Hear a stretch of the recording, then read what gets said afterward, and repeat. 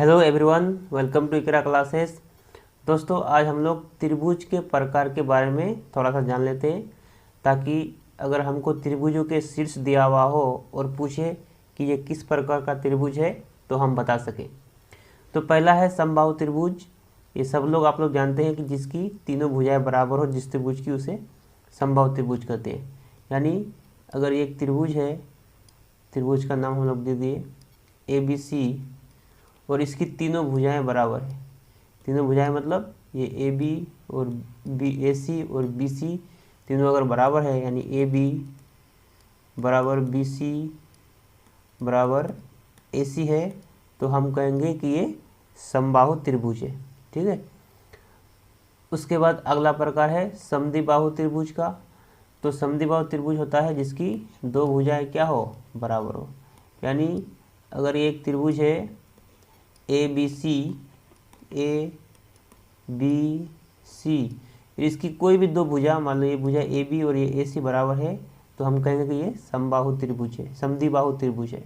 यानी अगर AB बराबर है AC का, तो ये हो गया समद्विबाहु त्रिभुज। ठीक है। अगला है विषमबाहु त्रिभुज।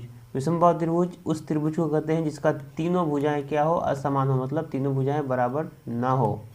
यानी अगर इस तरह का कोई हम त्रिभुज खींचे, ये इसको इसके शीर्ष A, B और C मान लें, तो तीनों भुजाएं अगर बराबर नहीं है, यानी AB और BC और AC तीनों बराबर नहीं है, तो हम कहेंगे कि ये विषमबाहु त्रिभुज है। ठीक है। तो ये त्रिभुज का प्रकार एक और लास्ट वाला है, ये है समकोण त्रिभुज। समकोण त्रिभुज जानते हैं सब लोग कि जिसका एक कोण क्या हो, 90 डिग्री हो, उसे समकोण त्रिभुज कहते हैं। समकोण त्रिभुज इस तरह से खींचा जाता है, और यह जो सोई हुई रेखा है और खड़ी रेखा है, उसके बीच में ये वाला कोण 90 डिग्री का होता है। ठीक है। इसके शीर्ष को अगर A मान ले, दूसरा को B और तीसरा को C मान ले, तो यहाँ पे कोण भी जो है वो 90 डिग्री है, इसलिए ये समकोण त्रिभुज है। और समकोण त्रिभुज का एक गुण होता है कि जो 90 डिग्री के सामने वाला भुजा है, इसको कर्ण कहते हैं, और ये वाला लंब होता है, और ये जो बाकी बचा भुजा, इसको आधार कहते हैं। तो गुण ये होता है कि ये जो कर्ण है, कर्ण का स्क्वायर, कर्ण क्या है, AC है, तो ये जो AC का स्क्वायर है वो बराबर होता है लंब यानी AB का स्क्वायर प्लस आधार, आधार मतलब ये वाला BC का स्क्वायर का। तो ये गुण होता है समकोण त्रिभुज का। तो ये गुण हम लोग को पता होना चाहिए, तभी हम पता कर पाएंगे कि ये त्रिभुज समकोण है या नहीं है। ठीक है। तो आइए इस पर संबंधित कुछ प्रश्न को देखते हैं, ताकि हम लोग का ये सारा कॉन्सेप्ट क्लियर हो जाए। तो पहला प्रश्न है कि दर्शाइए कि बिंदुएं A -5,6, B 3,0 और C 9,8 समद्विबाहु त्रिभुज के शीर्ष हैं। ठीक है। तो यहाँ पूछा है पहले समद्विबाहु त्रिभुज। समद्विबाहु त्रिभुज मतलब जिसका दो भुजा क्या हो, बराबर हो। तो हम लोग दो भुजा बराबर दिखाएंगे, और बराबर तभी हम दिखा पाएंगे जब हम लोग AB का मान पता हो, BC का मान पता हो और AC का मान पता हो।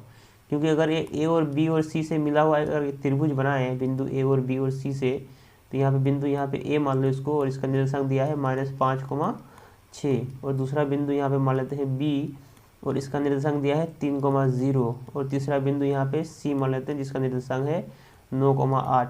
और इसको हम समद्विबाहु त्रिभुज तभी हम बता पाएंगे जब हमको AB और BC और AC में से कोई भी दो भुजा बराबर दिया हुआ, और बराबर तभी हम दिखा पाएंगे जब हम लोग इसके बीच की दूरी निकालेंगे। यानी पहले AB का मान निकालेंगे, फिर BC का और फिर AC का।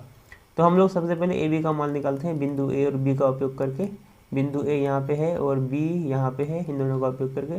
तो फॉर्मूला वही लगेगा, दूरी सूत्र x2 - x1 का होल स्क्वायर लगेगा, प्लस y2 - y1 का होल स्क्वायर लगेगा, इसका अंडर रूट हो जाएगा।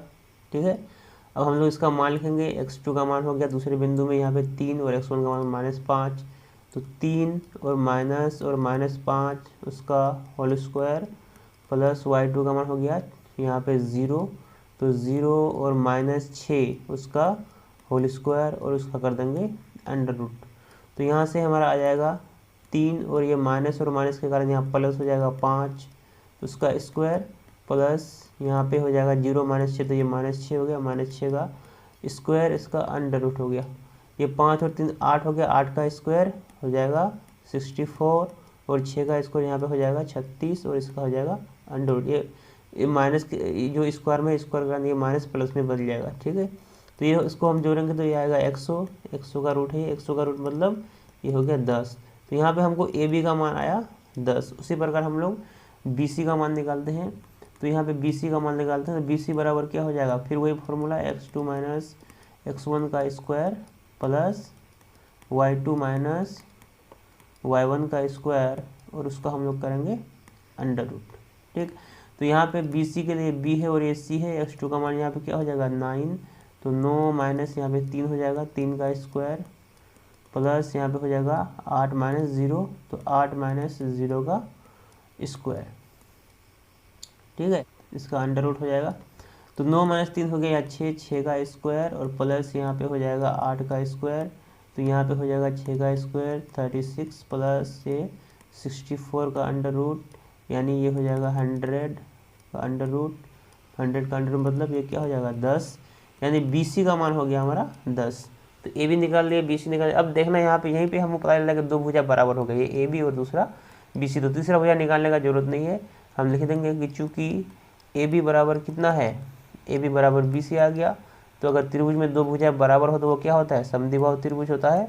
तो हम बोलेंगे अतः यह समद्विबाहु त्रिभुज है, समद्विबाहु त्रिभुज है, ठीक है। तो ये हो गया हमारा ये वाला क्वेश्चन। अगला क्वेश्चन को देखते हैं। तो ये अगला क्वेश्चन है, नेक्स्ट क्वेश्चन है कि दर्शाइए कि बिंदु ए 2,4 बी 2,6 और सी 2 + √3,5 समबाहु त्रिभुज के शीर्ष है। अब देखना यहाँ पे समबाहु पूछा है, सम मतलब बराबर और बाहु मतलब भुजाएं, तो जिसकी सभी भुजाएं बराबर हो उसे समबाहु त्रिभुज कहते हैं। तो हमको दिखाना है कि सभी भुजाएं क्या है, बराबर है, यानी हमको दिखाना है कि ए बी बराबर बी सी और बराबर ए सी है। तो सबसे पहले हम लोग ए बी का मान निकालते हैं, है ना। ये ए बी का मान क्या हो जाएगा, यहाँ पे देखो यहाँ पे ए है और यहाँ पे बी है, तो यहाँ पे वही फॉर्मूला लेगा x2 माइनस x1 का square plus y2 minus y1 का स्क्वायर और इसका हो जाएगा अंडर रूट। तो x2 का मान क्या होगा, x2 का मान यहाँ पे देखो दूसरे बिंदु में यहाँ पे है x2 और यहाँ पे है x1, इन दोनों में दोनों जगह 2 है, तो 2 माइनस 2 का स्क्वायर प्लस ये y2 का मान हो गया 6, 6 माइनस 4 का स्क्वायर और उसका हो जाएगा अंडर रूट। तो 2 माइनस 2 ये कट गया यहाँ पे दोनों, ठीक है, 0 हो गया यहाँ पे, बचा 6 में 4 गया 2, तो ये 2 का स्क्वायर बच गया अंडर रूट में। 2 का स्क्वायर का मतलब 4 √4 का मतलब हो गया 2, यानी ए बी का मान हो गया यहाँ से 2। अब हम लोग निकालते हैं बी सी का मान, बी और सी को लेकर के। तो बी सी बराबर क्या हो जाएगा, बी सी बराबर भी वही फॉर्मूला x2 माइनस x1 का स्क्वायर हो जाएगा प्लस y2 माइनस y1 का स्क्वायर हो जाएगा और इसका हम लोग कर लेंगे अंडर रूट, ये तो फॉर्मूला होता है। उसके बाद x2 यहाँ पे बी सी में x2 का मान क्या होगा, ये 2 + √3 पूरा x2 का मान है, तो 2 + √3 लिखेंगे और माइनस x1 का मान कितना है 2 है, तो यहाँ लिखेंगे 2 और उसका स्क्वायर है तो यहाँ पे कर देंगे स्क्वायर प्लस y2 की जगह क्या है 5, यहाँ पे लिखेंगे 5 माइनस y1 की जगह क्या है 6, यहाँ लिखेंगे 6 और उसका कर देंगे हम यहाँ पे स्क्वायर और उसका कर देंगे अंडर रूट, ठीक है। यहाँ पे देखना यहाँ पे 2 प्लस में है और ये 2 माइनस में है, दोनों कट जाएगा, यहाँ हो जाएगा √3 और उसका सिर्फ स्क्वायर बच जाएगा और यहाँ पे बचेगा 5 माइनस 6, तो ये -1 और ये हो जाएगा -1 का स्क्वायर और उसका फिर कर देंगे अंडर रूट। तो ये हो गया √3, स्क्वायर रूट खत्म हो जाएगा, यहाँ बचेगा 3 और प्लस -1 का स्क्वायर तो 1 ही हो जाएगा, 3 और 1 कितना हो जाएगा 4, तो ये हो गया √4 का मतलब क्या हो गया 2, यानी मेरा बी सी का मान भी क्या आया 2 आया। अब हमको ए सी का मान निकालना है, ए सी, ए यहाँ पे रहा और सी यहाँ पे रहा, तो यहाँ निकालते हैं ए सी का मान।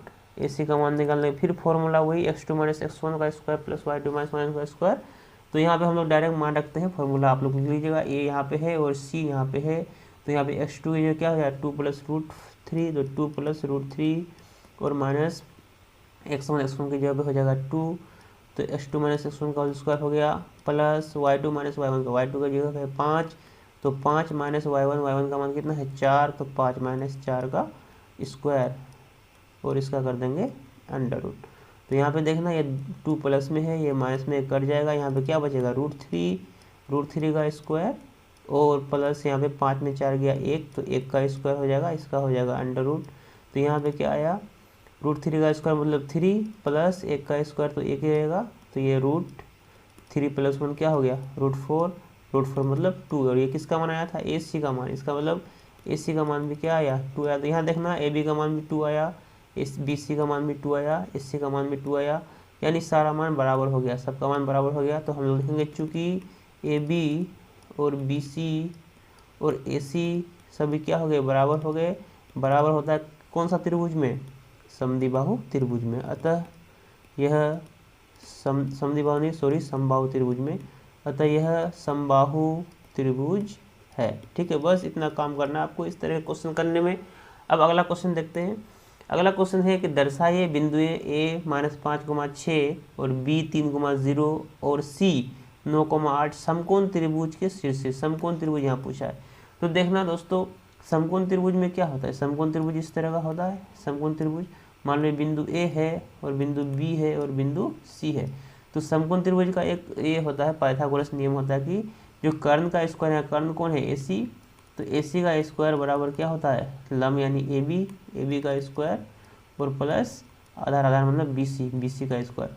तो अगर हम किसी तरह से ये जो संबंध है, ये संबंध को हम अगर दिखा दें इस त्रिभुज में, तो हम कहेंगे कि ये कौन सा त्रिभुज है, समकोण त्रिभुज है। तो यहाँ पे इस बिंदु A को यहाँ पे मान लेते हैं, A का मान कितना है -5, 6, ठीक है। B का मान कितना है 3, 0, तो यहाँ लिखते हैं 3, 0 और C का मान है 9, 8, तो यहाँ लिखते हैं 9, 8। अब हम लोग निकालते हैं सारा भुजाओं का मान। तो सबसे पहले हम लोग AB का मान निकालेंगे। तो AB बराबर कितना हो जाएगा, AB बराबर फिर वही फॉर्मूला x2 - x1 का स्क्वायर प्लस y2 - y1 का स्क्वायर, और इसका हम लोग कर देंगे √। ठीक है, यहाँ पर x2 का मान लिखेंगे। देखना AB में x2 का मान 3 और x1 का मान -5। तो यहाँ पे 3 और -5 तो फॉर्मूला का ये, और ये -5 तो पहले से बिंदु में दिया, तो ये इसको यहाँ पे रखना पड़ेगा बड़ी ब्रैकेट के अंदर। इसका स्क्वायर प्लस y2 का मान कितना है 0 और y1 का मान 6, तो 0 और माइनस फॉर्मूले का, और यहाँ पे 6 और इसका कर देंगे स्क्वायर और इसका कर देंगे √। तो यहाँ से देखना ये 3 हो गया और ये माइनस और माइनस के कारण ये हो जाएगा प्लस 5 और इसका हो जाएगा स्क्वायर, और प्लस यहाँ पे 0 -6, तो यहाँ पे -6 और -6 का क्या हो जाएगा स्क्वायर और इसका हो जाएगा √। यहाँ पे देखना 5 और 3 जोड़ के 8 आएगा, 8 का स्क्वायर कितना हो जाएगा, 8 का स्क्वायर होगा 64, प्लस यहाँ पे माइनस के कारण ये प्लस हो जाएगा और 6 का स्क्वायर क्या जाएगा 36, तो ये प्लस 36 हो जाएगा इसका √। इसको अगर हम लोग जोड़ेंगे तो ये आएगा 100 √100 का मान कितना हो गया 10, यानी AB का मान कितना आ गया 10। अब हम लोग निकालते हैं BC का मान। तो यहाँ पे देखते हैं BC का मान क्या आएगा। BC का मान फिर वही फॉर्मूला आप लोग लिख दीजिएगा। BC में x2 का मान कितना है 9 और x1 का मान कितना है 3, तो x2 - x1 मतलब 9 - 3 और इसका स्क्वायर प्लस y2 का मान कितना है 8 और y1 का मान कितना है 0, तो 8 - 0 का स्क्वायर, ठीक है, उसका हो जाएगा √। अब यहाँ पे देखना 9 में 3 गया 6 का स्क्वायर प्लस 8 में 0 का, तो ये 8 होगा, 8 का स्क्वायर, 6 का स्क्वायर प्लस 8 का स्क्वायर। यहाँ क्या आया था हमारा पिछले वाला 100 आया था, यहाँ भी 100 आएगा। 100 का मतलब क्या हो गया 10, यानी BC का मान भी कितना आ गया 10। अब हम लोग AC का मान निकालते हैं। AC बराबर क्या होगा, यहाँ पे है A और ये बिंदु है C, तो यहाँ पे AC का मान x2 की जगह क्या हो जाएगा 9 और x1 की जगह क्या हो जाएगा -5। तो फॉर्मूला लिख के 9 और माइनस और ये -5, ठीक है। इस माइनस के कारण इसको बड़ा ब्रैकेट में रखना पड़ेगा। प्लस y2 - y1 का मान कितना है 8 माइनस y1 का मान कितना है 6, तो 8 - 6 का क्या हो जाएगा स्क्वायर हो जाएगा, ठीक है। इसका कर देंगे हम लोग √। तो यहाँ देखना 9 और ये माइनस और माइनस क्या हो जाएगा +5 का स्क्वायर, और यहाँ पे प्लस 8 में 6 गया कितना हो गया 8 में 6 गया हो गया 2 का स्क्वायर, ठीक है। तो यहाँ पे कितना हो जाएगा 9 और 5 14 का स्क्वायर हो जाएगा, और प्लस 2 का स्क्वायर और इसका हो जाएगा √। तो 14 का स्क्वायर 196 प्लस 2 का स्क्वायर 4, 196 और 4 कितना हो गया 200। तो यहाँ से हमको √200 मिल गया किसका मान AC का मान। अब देखते हैं कि हमारा ये जो संबंध है AC² बराबर AB² प्लस BC², ये सही हो रहा है कि नहीं हो रहा है। तो इसको यहाँ करते देखना, यहाँ पे हम लोग देखते हैं इसको। तो यहाँ पे हम लोग हमारा क्या मान आया है, इस सब का मान आया, इसका स्क्वायर करना है क्योंकि संबंध में स्क्वायर है ना। तो यहाँ पे AB का मान आया कितना 10, तो AB का स्क्वायर का मान कितना आ जाएगा AB² बराबर हो जाएगा 10 का स्क्वायर मतलब 100, ठीक है। उसके बाद BC का स्क्वायर, BC का मान कितना आया 10, तो उसका स्क्वायर भी क्या हो जाएगा 10 का स्क्वायर मतलब क्या हो जाएगा BC का स्क्वायर मतलब 10 का स्क्वायर यानी 100। उसके बाद AC का स्क्वायर, तो AC का मान कितना है √200 और उसका स्क्वायर किए हैं तो स्क्वायर कर देंगे, तो √200 का स्क्वायर का मतलब कितना माना गया 200। तो अब हम लोग यहाँ पे संबंध को देखने का कोशिश करते हैं कि ये मेरा संबंध जो यहाँ पे लागू हो रहा है कि नहीं हो रहा है। तो यहाँ पे देखना, पहले AB² प्लस BC² का मान निकालते हैं, AB² प्लस BC²। तो AB² का मान कितना है यहाँ पे आ जाएगा 100 और BC² का मान भी कितना है 100, तो 100 प्लस 100 तो कितना होगा यहाँ पे, यहाँ हो जाएगा 200।